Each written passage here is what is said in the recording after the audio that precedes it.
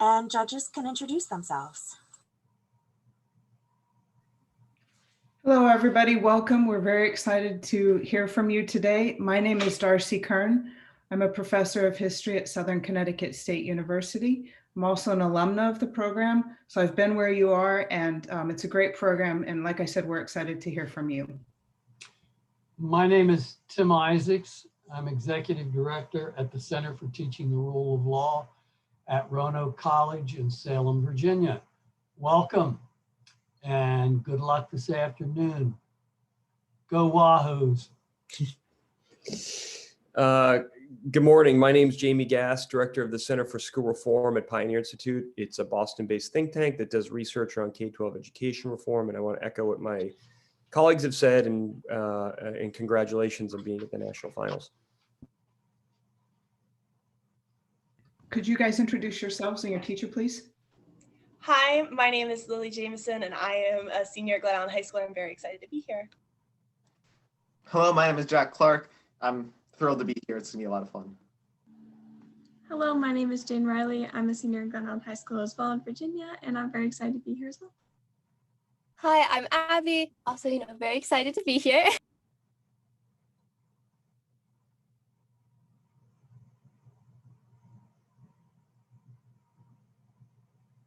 Karen, I don't think your sound is working.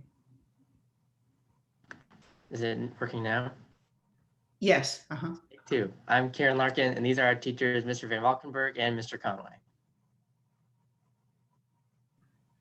Great. It's nice to meet you guys. And I'm going to go ahead and ask the question. I'm going to read it to you and then ask you to respond, and then we'll do some follow-up questions. So the question is, question number 1, quote, "The American War is over, but this is far from being the case with the American Revolution," wrote Benjamin Rush. To what extent, if any, did revolutionary principles influence constitution making during the founding period? What problems, if any, does the principle of consent present when creating or amending constitutions?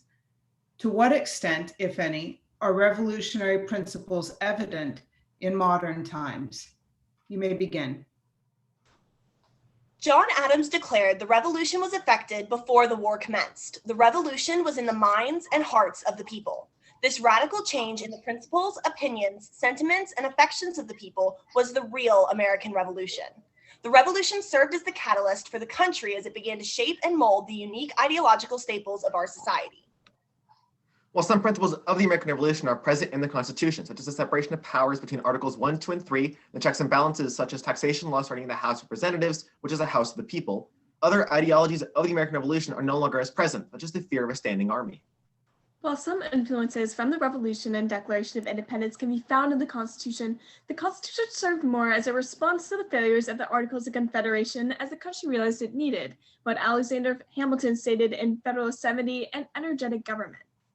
The Articles of Confederation were the first form of democracy in America. It was heavily influenced by the recent revolution and the ways in which the colonies were treated by the British. This resulted in a weaker central government due to the fear of a monarchy and the complete lack of judicial system stemming from the corrupt vice admiralty courts the king had put in place.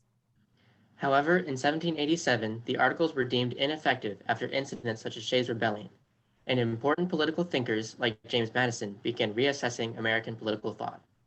As a result, the Constitution created a much stronger centralized government through sections like Article 1, Section 11, Article 2, Section 2, and Article 3, Section 2. This allowed the federal government to be able to assist and maintain order over the states. Part of this strengthening included popular sovereignty, the we the people of the preamble, at the expense of state sovereignty, seen in Article 6's Supremacy Clause and Article 7 Ratification Clause. Article 5 of the Constitution states, in order to pass a constitutional amendment, 2/3 of both houses must pass it, and it must be approved by 3/4 of the states. This overwhelming majority has made it difficult to make change when times have required a revision to our social contract. However, amendments are permanent, and that means changes must rise above partisan disagreement. What happens when the issue does not revolve around day-to-day partisanship, but necessary development? The principle of consent in its purest form comes from popular sovereignty, a form of governing in which all eligible voters vote on each law and amendment. However, in the current political climate, this ideal is sometimes forgotten as money and favors now run the country. This can result in the voices of the people losing potency in the eyes of the government. The filibuster, state legislatures, and partisan divide inhibit the people's representation in the passing of amendments, eroding the social contract theory, a pure democratic ideal that the Constitution was founded on. American revolutionary ideals were born of the principle of consent of the government and the right to revolt that stemmed from Locke's social contract theory. In the two treatises of government, Locke states, by this breach of trust, they forfeit the power of the people put in their hands for quite contrary ends and devolves to the people who have the right to resume their original liberty. Whether that breach of trust is systematic racism that enables inequality, leaders inciting violence that risk the safety of citizens, or violating the Equal Protection Clause of the 14th Amendment, the people have the duty to justly change the government. The right to revolt has been domesticated through the Constitution, to paraphrase Malcolm X, with ballots replacing bullets, as seen through the continued expansion of civic engagement. Here, we see the eternal value from the revolution, that when the government abuses its powers or fails to uphold citizens' unalienable rights, the people hold the power for change. While the Constitution itself may not display all of the revolutionary ideals of the late 1700s, these principles remain an integral part of our nation's soul. However, the immense division between the factions of our democracy is in part due to the need to cling to the literal translation of a defective constitution rather than the philosophical ideals of sturdy constitutionalism. As Frederick Douglass stated in an 1860 speech on the nature of the Constitution, it must stand or fall, flourish or fade, on its own individual and self-declared character and objects.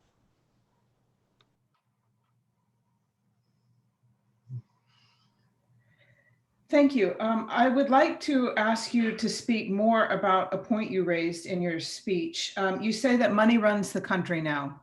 Can you talk about how money runs the country and its relationship to the idea of consent and popular sovereignty? Yes, when it comes to lawmaking specifically, interest groups provide a huge influence on Congress when it comes to creating new laws. These interest groups have specific interests in mind. They're trying to pass a specific point in our Congress. Those interest groups might in turn have things like donations or stuff to specific senators or congressmen in order to get their point across, in order to get their specific ideal passed that they want to have passed.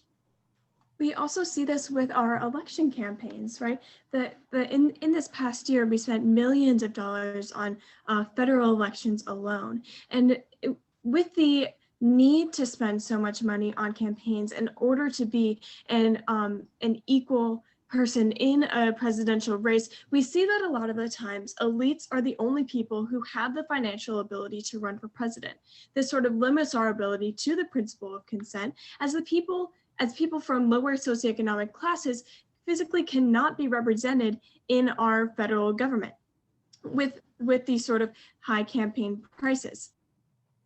This is also an idea we see discussed in Federalist 51, where the idea that we have several interest groups competing for their own self-interest, and in doing so, we achieve some form of the common good. And so although these different interest groups, taking the form of elites, do compete with each other, what we see is a loss of the principle of consent in that the people themselves do not necessarily voice their opinions, but rather the representatives and the interest groups.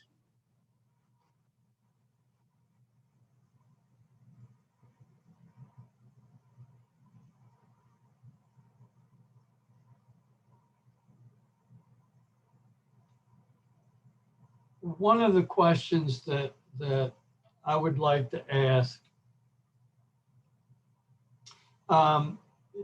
consent is an inherent principle in the rule of law. What other principles embedded in the rule of law provided a stimulus for the founders to create the Constitution we have today?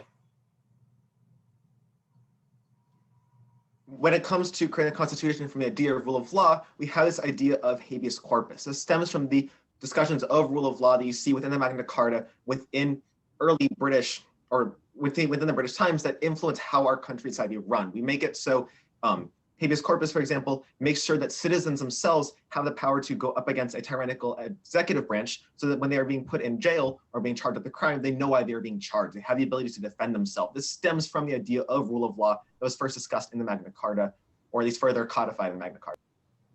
And what we see beyond that is really the principles of due process that we see in the Fifth Amendment, and the idea is that we have these sort of judicial rights within the rule of law that people need to have. You see this in the Fifth Amendment with due process, again in the Sixth Amendment with a right to a trial by jury and a jury of your peers. And it's the idea that our people and the citizens of the United States need to have their rights secured from the judicial standpoint. And that's where you really see the rule of law kind of coming in there as well. Anyone else? Yeah, we see this echoed in Federalist Paper 70, where Hamilton talks about an energetic executive branch. Essentially, in order for a government to be effective, you have to give it power to enforce the rule of law. But also in Federalist 40, Madison talks about how the Constitution was not necessarily created to establish a brand new form of government, but instead it was created to, the Constitutional Convention was held to fix the Articles of Confederation, which had been proven ineffective. So following the Declaration of Independence in 1776, several states crafted state constitution. Why did states do this, and what did it reveal about American constitutionalism? So when we founded the United States of America, we did this on the foundation that we are United States, that we are a united group of individual states. So this was an incredible failure of the Articles of Confederation, as states were too separated. So when we sort of fix those, we see the U.S. Constitution sort of unifying them, but we also are still addressing the failures of the British government. So we want to make sure that the individual people have enough power to make just change, and that's a lot easier to do at the state and local level. So as a constitution, we want to make sure that those people have the rights to and have the ability to voice their express their opinions and what they want from their government. And this is why we sort of have the sort of idea of state constitutions and state laws, so that people can more justly, that their constitutions can be more justly adapt to the area, and that the people can be more represented.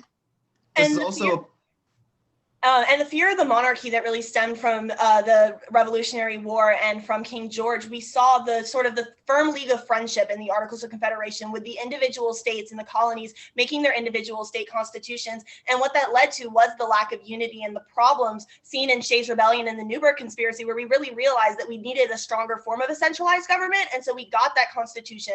But we stated in the 10th Amendment that, power not granted to the federal government was left up to the power of the states. And so we still allow those states to have their own constitutions and have their own rulings and maintain order over their areas as a whole.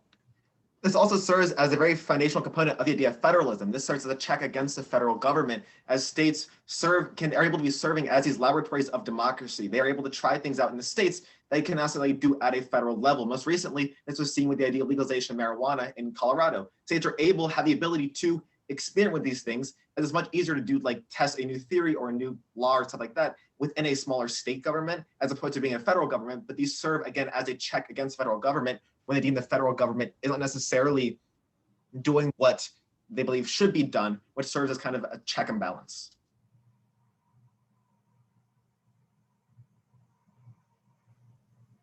You mentioned that the right to revolt has been domesticated through voting. Do we still have a right to revolution? Yes, I think this is very apparently seen within the last year, 2020. You saw with the Black Lives Matter movement. You see our revolutions nowadays are not necessarily as violent as they once were. You no longer see revolutions happen or civil wars happen. This is ballots replacing bullets, the idea that Malcolm X heavily talked about in the civil rights movement. You see this again with the women's rights movement and the idea of getting the 19th Amendment passed, with getting voting rights. We still have this ability to, as a people, we have this ability to go against the government, and if we feel something's being done wrong, through this kind of more legal methods or more law-based method. Right, and going off of Locke's standard for when it is appropriate to revolt, right, you are allowed to revolt when you are regaining your original liberty. So it is not this idea that we have the right to fight the government whenever we so please to gain more power over a specific group. It comes down to if your natural rights are being infringed upon. It comes down to, with what we see with the civil rights movement, and now like it turning into the Black Lives Matter movement. It's going through the system, the processes, the institutions that we've set up so that you can enact change, so that you can eventually regain those liberties and those natural rights that are already.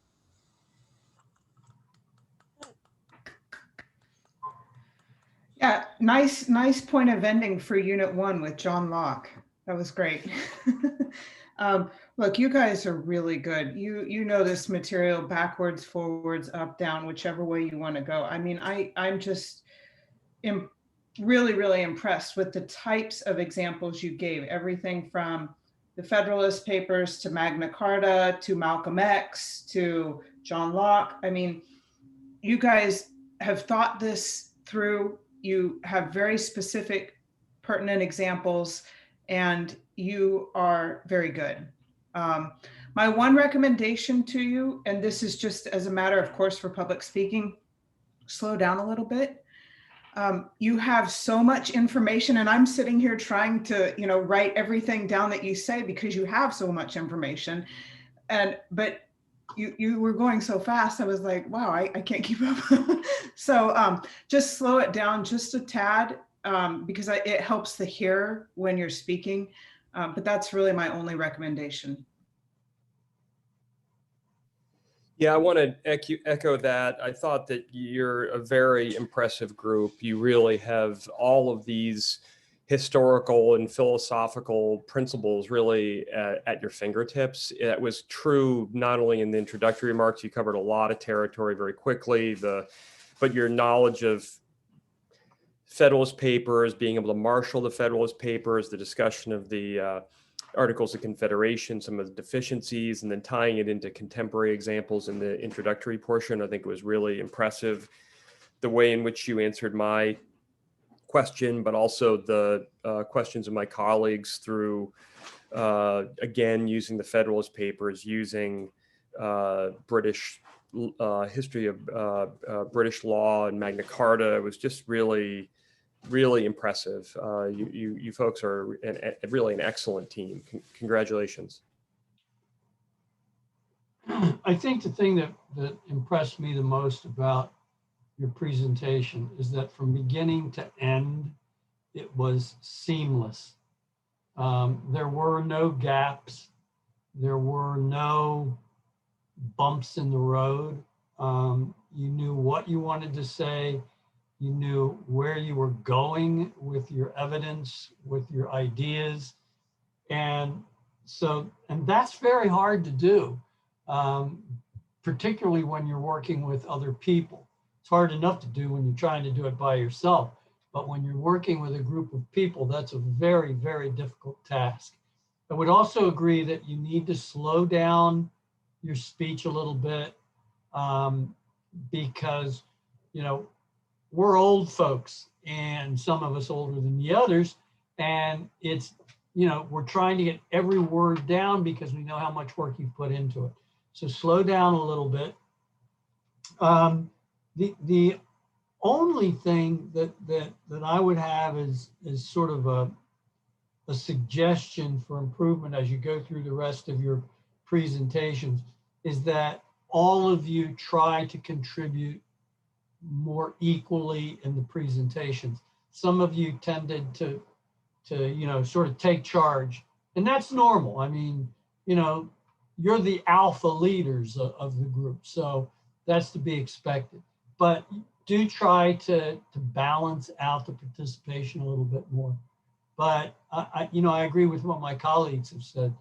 This was remarkable in your mastery of the detail. So thank you, and good luck the rest of the day. Thank you guys for judging.